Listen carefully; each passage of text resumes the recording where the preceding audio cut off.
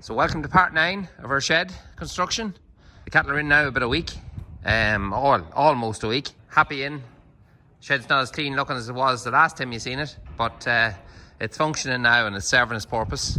It was great to get the cattle in out of the fields. Fields were soaking wet, cold as well, and they were getting just miserable. I just knew by them they needed to go in. So we have them in. Those of you that follow us on Instagram probably seen us seen the day they were put in, but they're settled now. It's taken a few days just for them to fully settle, but they're settled now. They're just having a meal here this morning. We are feeding bales of silage here. The bales have turned out very good. Nice sweet smell. So I'm very happy with the stuff. Yeah, and I'm glad to get them in. I have to get them into the chute now in a couple of days after Christmas and get them clipped as well, and get them cleaned up. They've had a dose for worms and fluke. But you see there, a few things done since the last time. A lot of people asked me would I video me welding on these gates and things, and to be honest with you, I couldn't do it because I had the generator only for a day. I was on my own, and by the time I got my work done, it was 11 o'clock. I really only had 3-4 hours to get all this done, so I just put the head down, got over here and just got stuck right into it, and got as much done as I could. I got everything, all the welding that I needed to get done. The generator that I had just wasn't fully able to work the welder, so I had to turn the welder down to very low power, which meant that but some of my welds just weren't as good as I would have liked them, but they'll not break. A bit like board crap, as someone said. That's what the welds look like. We got this gate welded on. We have the other gate welded on as well. I'm not going to go too close because you're going to criticise me about my welds, so I'm not going to give you that opportunity. They're not great. They're alright. They're strong enough. They'll not break, that's for sure. I put enough weld on them to make sure they'll not break, but they're fine for now. So with them two gates on, over here then. So you can see here, with this closed off, I made 2 hinges here. I can show you that well, it's not too bad. It's under paint, so it looks a bit better. But yeah, no, I put on 2 brackets there so we can open and close that, and welded it onto that post there, and then put a plate on and put a little bolt on the top just to hold that post in place, give it a little bit more secure. But yeah, it closes everything off, it tidies everything up a little bit. It's nice to have gates hung. I hate dragging gates and tying gates and that kind of crack. I like to come over and just be able to open and close a gate and in and out as easy as possible. I've made a division over here. I've that division made there. That's all welded up in place. What I will do with that then is I didn't want to paint it, because obviously the cattle are inside, and the first thing the cattle will do is go to the paint and start licking and eating at the paint. So I didn't want to touch it, and I'm not going to paint it. Not going to paint it till the cattle are back out in the springtime. I'll sand it down and paint it. What I might actually do as well is I might get a bit of that sheeting, the same as what's on the bottom of the doors, and I might just sheet that completely, both sides, nice and tidy, and look a lot cleaner. So as you can see, we haven't the wall built yet. Speaking to our builder, we kind of talked it over, and he said he'd work over Christmas at it, which he still is. He's coming probably sometime between St. Stephen's Day and New Year. Probably do a couple of days, 2 days, 3 days, he'll build the whole thing. He's very busy, but he says he'd get a window to do it then, and 2-3 days he'll fire the whole thing up. Looking very, very much forward to getting that wall built, because that will really close everything in and finalise this whole yard, so we can actually start using it properly. At the minute, what we're doing is I'm letting cattle out of here, and I'm walking them across and putting a little temporary gate there, walking across, putting them in here, and I'm using this little backing gate, hitting the cattle and keeping 2 at a time up into the chute and dosing them that way. Look, it's not ideal, but it gets the job done, and we'll make do for now. The crush gate, the header gate, I was saying before in a few comments, a lot of people was actually commenting on that gate. Some people don't like them, some people love them. It's definitely a mixed choice there, but do you know, what I'm going to do is I'm going to actually fit it.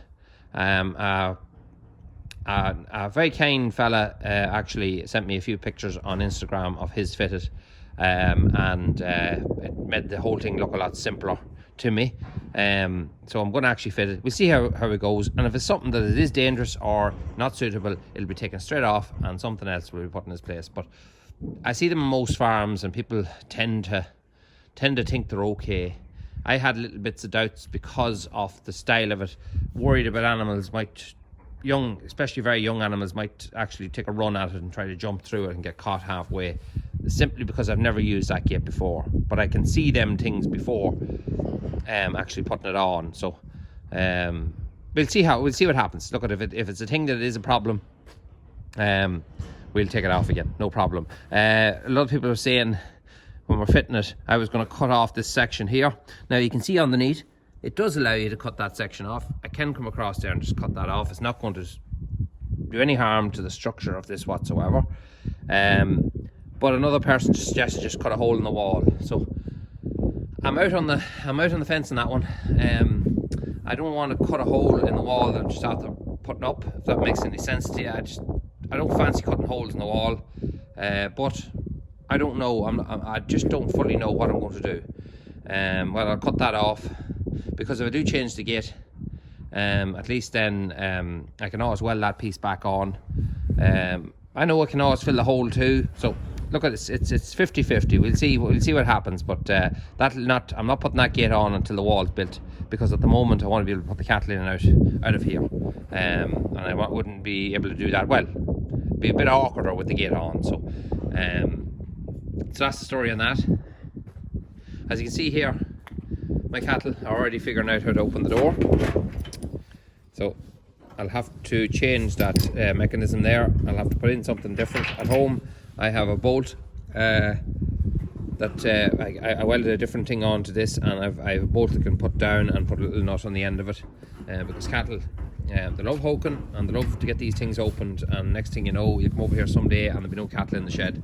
They'll be out in the grass having a good time. So I'll have to do something a little bit better than that. So you see a red bib here, and you might wonder, did I just hang my jacket up when I come over? Well, I didn't. The idea of that is we had a lot of problem with crows. Obviously I had to wait around for a little while till the animals eat most of their meal and push it back then again to them, sweep it back a little bit. But I came over here on the second day of the cattle going in. I threw the meal. I went and done a few jobs around the farm here in this farm, and I came back and there must have been 150 crows that the silage and everything plastered, but they were all over the meal. The cattle would need it then, so I put that little bib up for now. It's keeping them away. They haven't come near it since they went up, but I'll find a more permanent solution to that soon, because if they keep, I know the bib will work for a wee while, but it's not going to work forever. I might make a little scarecrow that I can move back and forth maybe on a traffic cone or something like that, to keep them away. But they carry a lot of disease, and the silage was absolutely plastered in it as well. So I didn't like to see that, but I kind of knew it was going to happen. As I say, we're in an area where there's a lot of trees. Seems to be a lot of crow and grey crow activity around here, so kind of expected it. So as I say, lots of work to happen now over the next few months. Power, ESB, that's number one. I cannot wait to get ESB into this shed. We have to get our electric fence in up in the corner, up in that far corner there. And then we'll run our earth out, and then we'll have to start hooking up electric to the shed, or from the shed to the rest of the fences. So we have fences running along there. I don't know if you can see them, but they are there, which divide this field in two. So what we'll do is I'll run a timber rail fence, or sheep wire fence, same as this here, one or the other. Run across here, close this yard in, and on top of that fence I'll put a strand of electric wire, and that'll carry the power the whole way across and get the power to there. So when the power gets to there, it'll go out through that hedge, it'll bring power to the other field, and then obviously we'll run some sort of a split maybe through this field somewhere to bring power to that there. I'll think it all over and see which is the easiest route to get power just from here to there without having to go underground. I'm not a huge fan of putting too much stuff underground, because it can short out, and when it does, it's hard to find and hard to know if it has shorted out in that area or somewhere else. But But yeah, as I say, having electric over here, it'll just be brilliant. You know, it'll be vital. I know battery fences are good.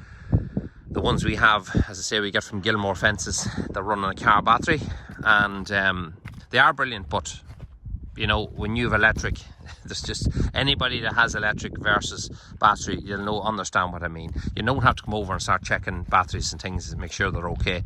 It's there, it's working, it's permanent, and it's hassle free. And there's 2 trees here just behind the quad, that one and that one, kind of rotten. They're both ash, and they are rotten. I don't know why they went so fast, but at the same time, their height, they're imposing on the shed, and there is a risk of them coming down with any kind of a storm. So they are going to be removed now. In a few weeks' time, they're going to be taken down just purely for safety.